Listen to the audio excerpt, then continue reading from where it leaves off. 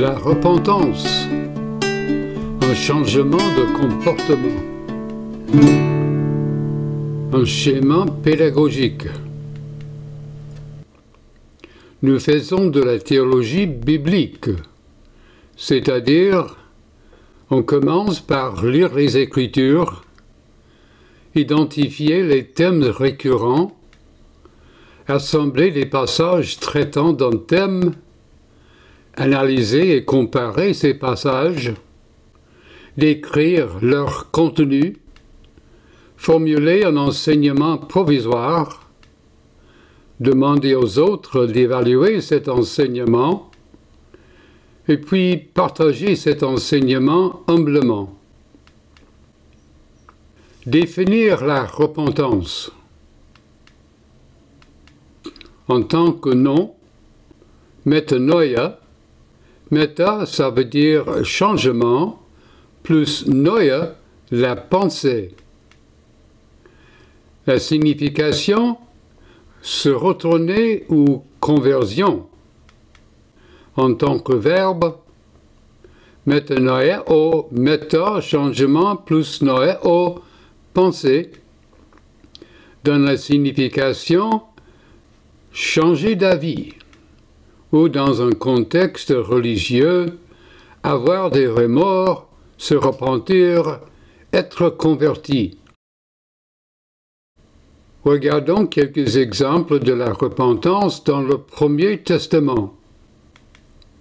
Pour ceux qui sont en captivité, pour tout homme, à Jérusalem, idolâtre israélite, transgresseurs israélites, la nation d'Israël. C'est pourquoi je vous jugerai chacun selon ses voies, dit le Seigneur, Éternel. Revenez, détournez-vous de toutes vos transgressions, afin que l'iniquité ne cause pas votre ruine.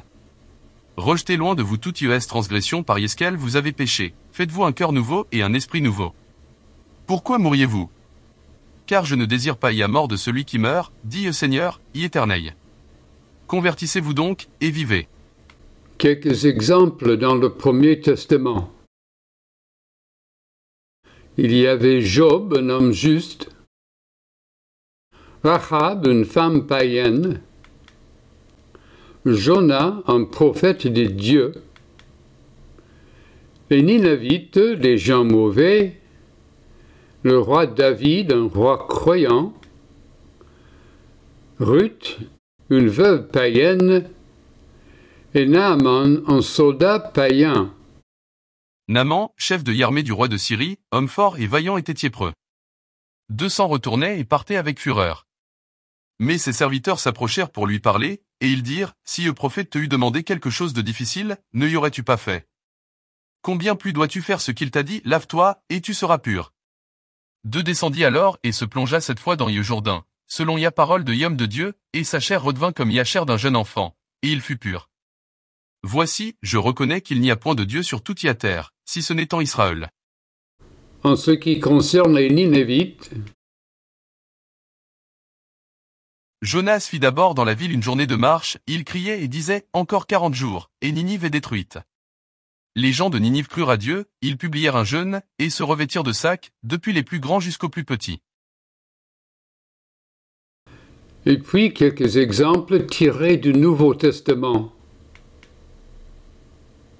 Il y avait Zachée, un percepteur malhonnête, des gens religieux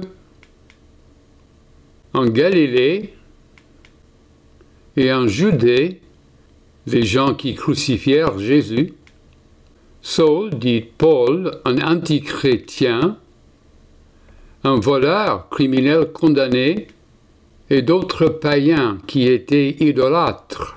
Vous vous êtes convertis Dieu, en abandonnant les idoles pour servir le Dieu vivant et vrai, et pour attendre des cieux son Fils, qu'il a ressuscité des morts, Jésus, qui nous délivre de la colère venir. On connaît bien le ministère de Jean-Baptiste. Jean parut, baptisant dans le désert, et prêchant le baptême de repentance, pour la rémission des péchés. Produisez donc du fruit digne de la repentance. La foule, des publicains, des soldats, lui demandèrent, et nous, que devons-nous faire?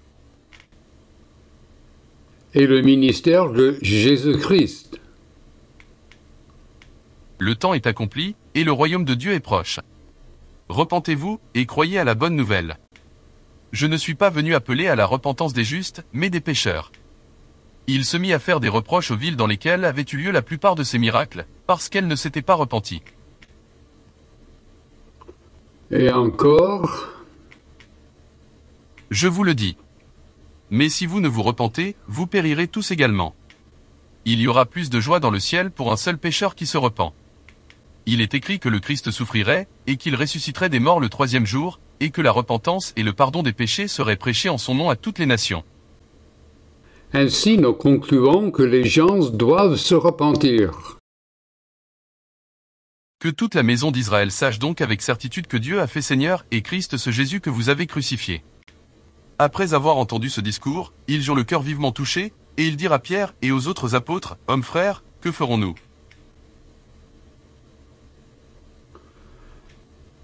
Pierre leur dit, « Repentez-vous, et que chacun de vous soit vos péchés, du Saint-Esprit. » Et, par plusieurs autres paroles, il les conjurait et les exhortait, disant, « Sauvez-vous de cette génération perverse. »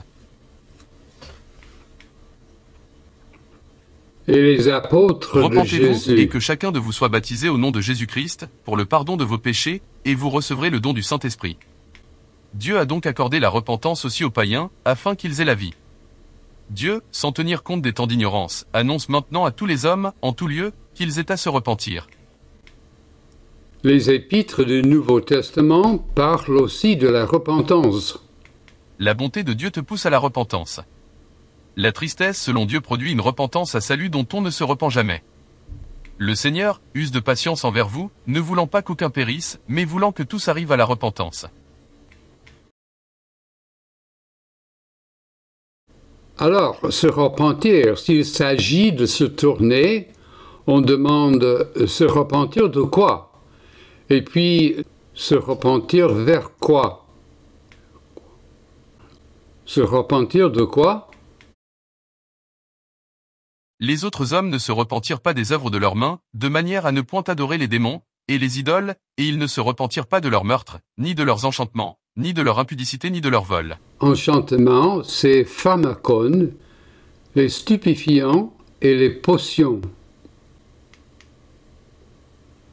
On se repent donc de ces œuvres mauvaises, les faux dieux, les stupéfiants, l'immoralité, les meurtres et les vols.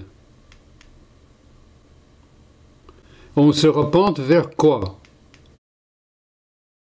Produisez donc du fruit digne de la repentance. Repentez-vous, et croyez à la bonne nouvelle. Repentez-vous, et que chacun de vous soit baptisé au nom de Jésus-Christ, pour le pardon de vos péchés, et vous recevrez le don du Saint-Esprit. Dieu a donc accordé la repentance aussi aux païens, afin qu'ils aient la vie. Jean a baptisé du baptême de repentance, disant au peuple de croire en celui qui venait après lui, c'est-à-dire, en Jésus. J'ai prêché la repentance et la conversion à Dieu, avec la pratique d'œuvres dignes de la repentance. La tristesse selon Dieu produit une repentance à salut dont on ne se repent jamais. J'ai prêché la repentance et la conversion à Dieu, avec la pratique d'œuvres dignes de la repentance. Souviens-toi donc d'où tu es tombé, repens-toi, et pratique tes premières œuvres. Ils se repentirent pour lui donner gloire.